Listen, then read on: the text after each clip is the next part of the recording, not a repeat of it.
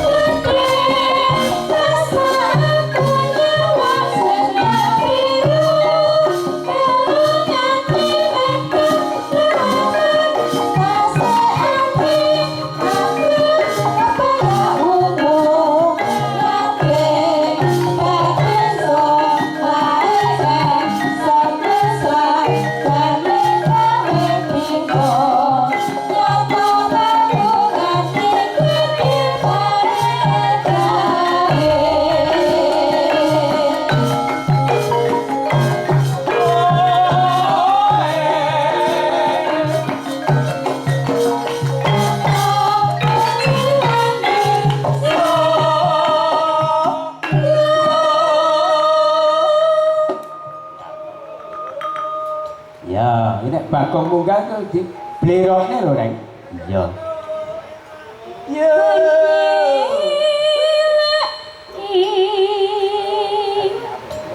Janji. Janji.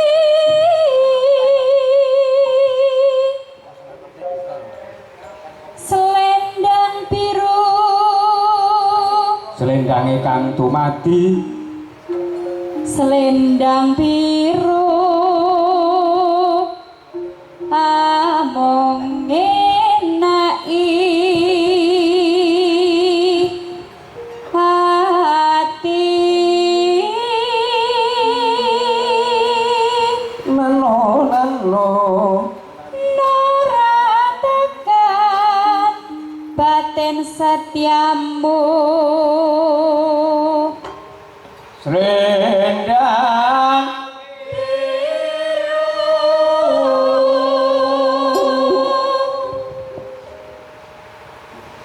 Tetapono janjimu selendang biru. Wah, Reng. Apa? Pancen gamelan Jawa iki ya. Waton diuri-uri tenan, dipersudi tenan. Wah, digo apa wae kepenak ya, Reng. Wah, iya. Ora ana kok sing madani gamelan. Gamelan kuwi sing nyipta sapa? Kanjeng Sunan Kalijaga. Lah iya. Kuwi kan oleh sawab dongane ulama besar. Kanjeng Sunan Kalijaga kuwi. Oh iya. Mula upama jaman karep owah ping pira wae gamelan isih tetep enak.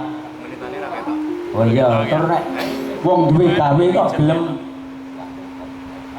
nabuh gamelan, ngundang gamelan. Oh, rezekine malimpah-limpah ya, Reng. Iya, mudah-mudahan ngono. Ya, muga-muga ngono. Oleh dongane Kanjeng Sunan Kalijaga. Lho, kuwi perampuh wong ahli tapa gentur tapane. Iya. Tenan. Ya Bagong di, wis Bagong ben sik iki. Awake dhewe nanjakake wektu. Gandeng isih ana wektu Kang mirunggan. Aku pengen ngrungokke bawa podang kuning. Sapa sing wani bawa podang kuning? Nek sing bawa ratuning bawa aku tak metu. Lah upama sing bawa narta sabda, aku gah. Nek narta sabda gah. Ayo ratune bawa monggo Om. Pandam Waryanto. Pandam Waryanto. Raja Bowo. Nggih, kula kelingan mariane sing telek. Oh. Oh, ngono. Ya. Oper Kok parian kok apik men. Oh iya. Nuwun sewu. Nggih. Mas Gareng napa dene Petro. Nggih. Kula kepengin nderek memuji Anggenipun kepareng entas pitulus Bapak Mujiono nggih. Wijiono. Wijiono. Nggih. Ingkang putri siwinipun ngaten leres. Putri Siwi tegesipun. Oh nggih. Ya nggih. Nggih. Saderengipun napa podang kuning napa? Nggih. Saderengipun podang kuning kula kepengin ngundang Siap Mojo Pinangan teh. Oke. Nggih. Digundang dasar piyayene pun sarjana ahli madya kebidanan. Nggih. Kan tinggal saya mriki AMD. Nggih. Ya tata. Nalika. Nggih. D2 nggih. Nggih kepareng urang-urang sawetawis Mas Gareng. Ya. Pangapunten. Nggih, monggo. Ora kita klungsu-klungsu nderek udu ngiras pantes karo nyuwun berkahipun dalang ingkang saking Pasitan. Iya, amin. Kelingan jaman SMK Surakarta Hadiningrat biyen iki Yo, piye? cekelane liyane gong ora enak ning nganggo gongan kuwi mau dicedhaki karo Mbak Sulis. Ayo. Ya yo, Wiwit kelas 1 nganti tekan kelas 4 Mbak Sulis iki ngger nusul ana nggon gong. kempul wae wis. Kancane wis diremke ya iku. Nah, ini mboten napa-napa. Nggih. Dadi jatuh kramane. Wis jarahe ngoten niku, Pak. Ning ya kula ya tanggung jawab tegese. Tanggung jawab mengalor ngidul dijai. Nggih. Dasar ayu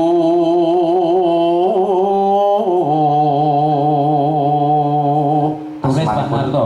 Pak Narto tulis, jalan tulis. hangu jiwa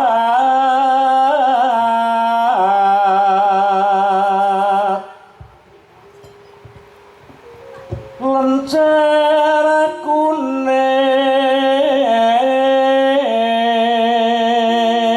kuning. Niki sing dipun uran-urani napa sampun mlebet kamar nggih Lah, Bapak? mboten napa. Lah nggih nek sampun ngoten kleresan ngoten lho. Lah kita kesih ngoten. Nggih sambil bal-balan napa pripun. Nggih. Ayo coba. Torwarno salaka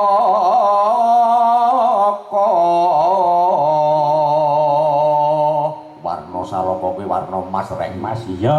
Ah, iki kok Pak Narto caketrane nang omah kudu diapake lho, Pak ya. Siap. Ya nggih. Rikmo ngematur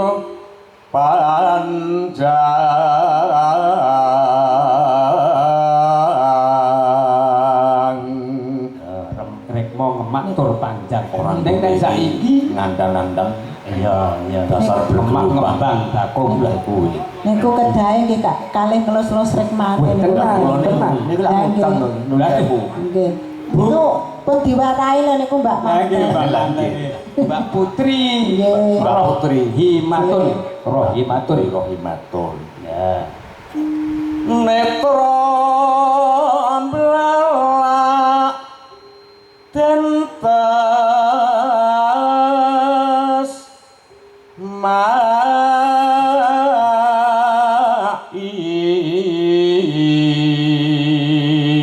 Semak.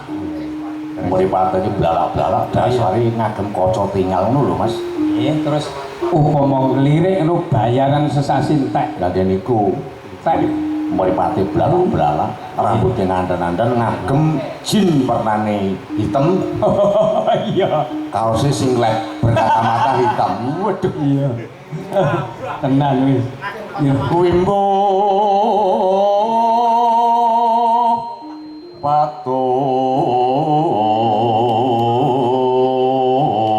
patut. Lah saya patut to Mas. Patut pantes. Nggih mboten patut nek enten kamar ngagem jin. Lah sing ora patut ya garing ku. Garing nun sewu, garing niku seumaran ndak kok niku kucirane kok malah rambut ireng ora cocok to niku. Lah napa cuti semir? Mboten maksud niku Berapa? ringgite napa ringgite rambutnya penuh wanen. Lah mongko kucirane kok malah hitam. Lah kan lumpur to iki. Iki sunggingane luntur, Pak De. Lah kuwi Sunggingane luntur, Pak De. Ya. Dasare Do nimas intening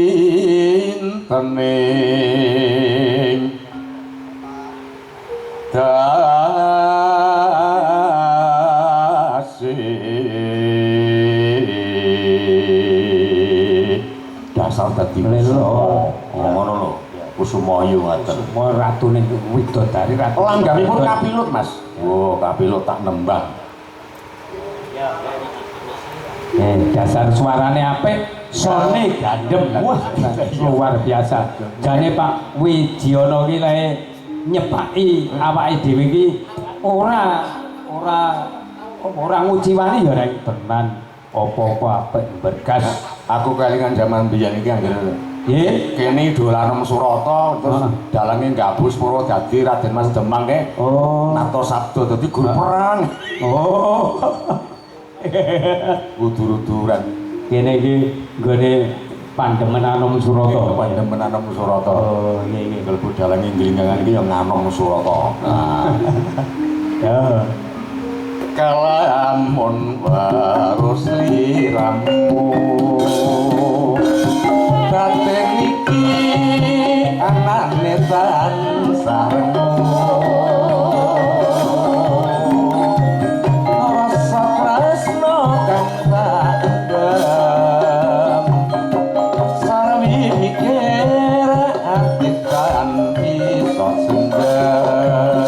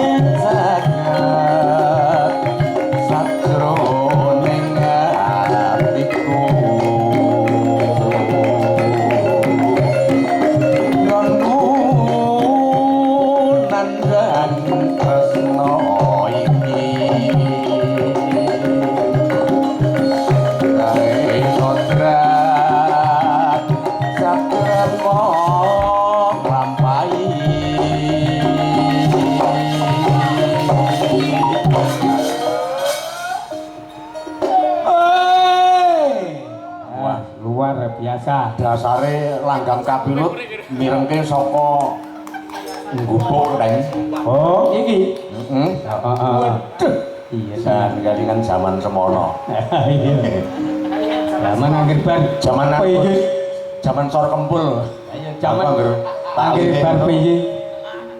Kayak dianore karo Mbak Suri sih ngocor kempul kae ngopo.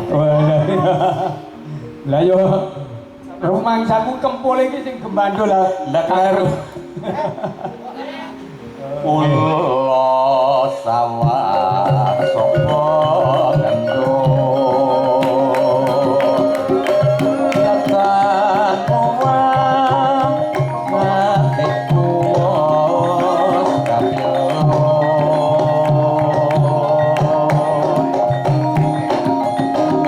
Saipoku ngerasaku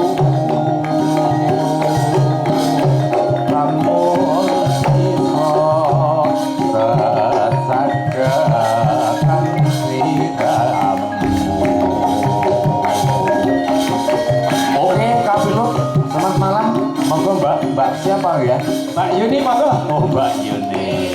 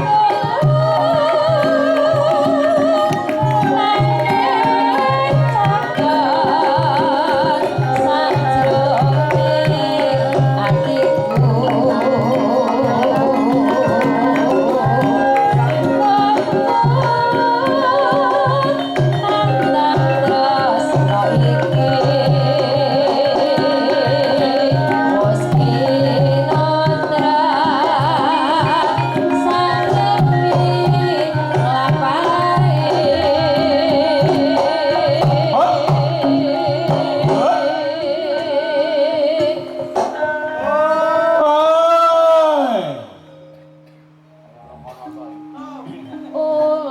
sawah sapa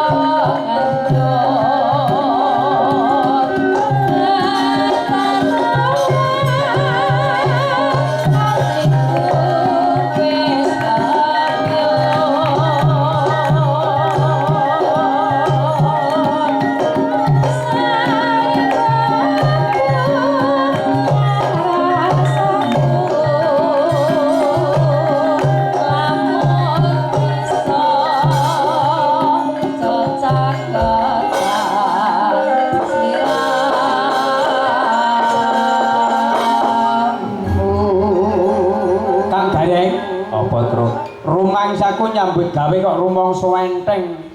Iki ya ora kaya bengi iki. Iki apa sebabe ya Kang Gareng? Mergo sone gandem. Apa ngono? Iya. Sone setane mantep. Wah, iya. Iki luar biasa.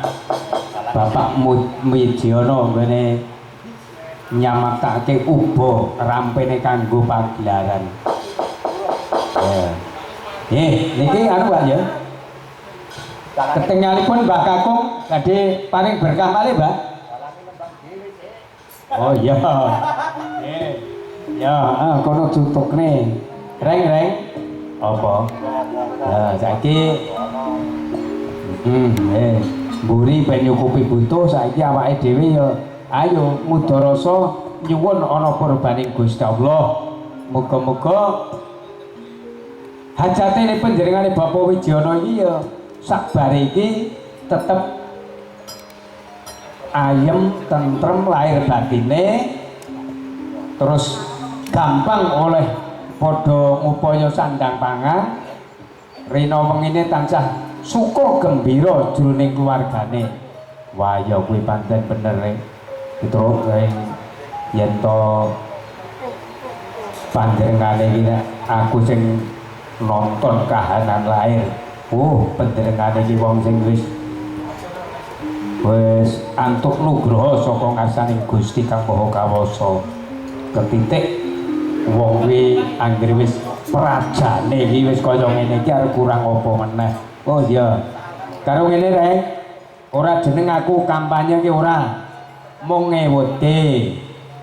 Gandeng tanggal 14 Februari kuwi ana hajatan besar gawe ning negara, aja nganti ana sing golput. Oh ya, kuwi ya marga kuwi nemtokke marang nasibe aku lan kowe ya terus. Ya. Mula sapa wae monggo wis bebas, mbah kuwi dewan, mbah kuwi capres, wapres, monggo. Sing penting aja nganti golput. Nek golput kuwi tegese ora mikirake marang nasibe nusa bangsa lan negara. Oh iya bener, nek ngono aku ya tak kudu teko nyoblos. Lah iya aja nganti golput. Ya. Iki urung nek separuh. Gandeng iki sing mburi ya lagi nyukupi butuh, saiki ya awake dhewe sing gelem ora gelem kudu ngulir budi. Ngulir budi Ren. Ya, lah iya, ngulir budi kaya mau ngarep. Pengendikane Mbak Kakung mau ditembangke. Ya. Ya. Mbah ora ana sejatine urip-uripe manungsa ning donya kuwi mau persis. Iya. Ya. Terus rasasat mung mampir ngombe. Lho ngono. Iya, oh iya. Tak ewangi rek. Tegese wong urip nang donya ki ora suwe. Ibaratnya mau ngampir ngombe. Ya. Terus sami manuk mabur lunga saka belokan ya tenan kurungan niki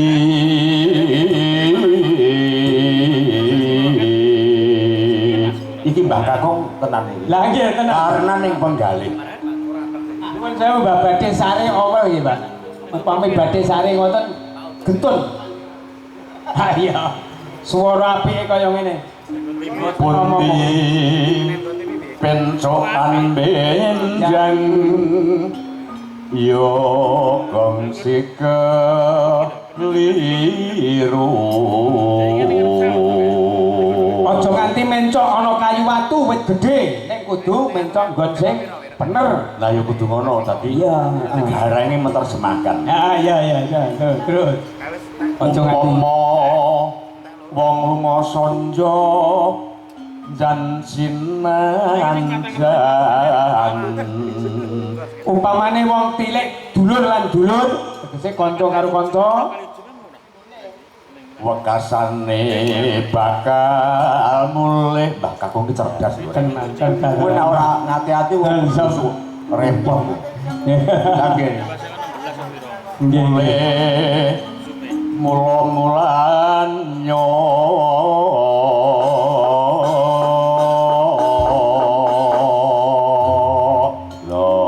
tegesipun ngaten wong urip ki asale saka ngarsane Gusti Allah yen iso ya kudu bali ana ngarsane Gusti Allah. Mula isane bali ana ngarsane Gusti Allah kudu nglakonake utawa tumindak sing bener ora nani sing saka angger ugling agama. ya pancen apik tenan iki wejanane. Dadi sok nek no tanggapan meneh aku perantine gamelan wayange terus aku separuh lemayan sampean sing ngruwat ngono. Oh ya sip. Nggih. Mugi-mugi saged sowan mriki malih tenan. Nggih terus kok menika Pak Dalan menika riyin rencang wonten SMK Surakarta taksih kalebet golonganipun sekawan tahun program. Nggih. Niki murid sing beling dhewe niku. Nggih. Kula ngegong Pak Pandam Marianto niku dabukane kadosane Pak Waluyo niku slentem.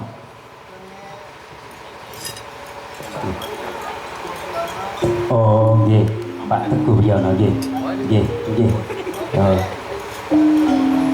Oh nggih Kakung nggih. Alhamdulillah nggih. Ya, aku tak nembang ya. Niki ana Mas. Oh simbah nggih. Mong. Badhe miwaha sing kagungan dalem. Oh, ngaten nggih. Badhe ngundang Pak Widiono. Nggih. Widiono nggih. Ngaten. Nuwun sewu ampun sare Pak Widiono nggih. Panjenengan badhe kutang kalih Mbah Sarman. Sak putrane. Oh, nggih. Pucung nanging kalih pupuh. Oh, ngaten nggih Mbah nggih. Malah meneri aku penak. Mboten pucung. Oh, bocong nggih. Nek saged ngaten no. Nggih. Nggih. Rumiyin saos tuntunan putripun. Oh, nggih. Luwe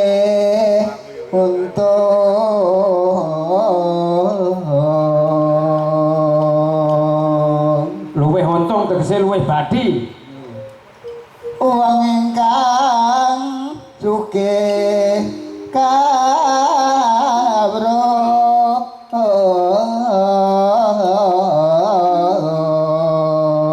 Leres saestu, Mbah. Pancen wong sing luwih untung kuwi wong sing sugih ngelmu, sugih kawruh. arep dadi apa sabarang kawe wis ngerti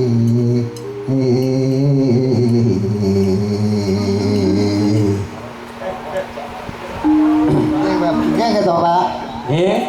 Nek sugih kawruh sabarang gawe nek pun Wong ngerti nggih tegese wis pono sak saliring reh, ngerti sak durunging ana, ngerti sak wernaning barang sing ana. kagem ketanen kemawon. Oh, kanggem tetanen. Oh, nggih. Apa dagang apa tani kabeh bisa. Oh, nggih. Menawi Mbok kuwi dagang, mbok kuwi tani niku sami. Nggih. Nggih. Dagang niku ra werene kuwate kok. Nggih. Pripun? Werninipun dagang menika kuwate nggih. Oh, kathah nggih pocong kathah. Dagang napa kemawon. Nggih. Niki namung tumut ngregengaken ngoten Nggih, Pak. saestu. Saya sangat malah ngenteng-ngentengi tanggung jawab kula. tanggelan kuno enteng, Mbak. Ya yen kadulu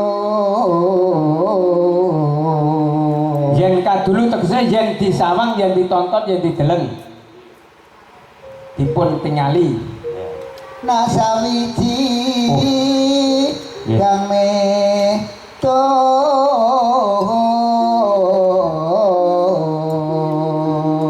Nggih. Pak sawiji kang satuhu.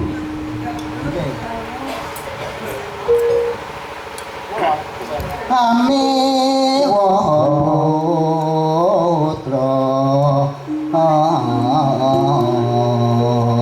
Nggih.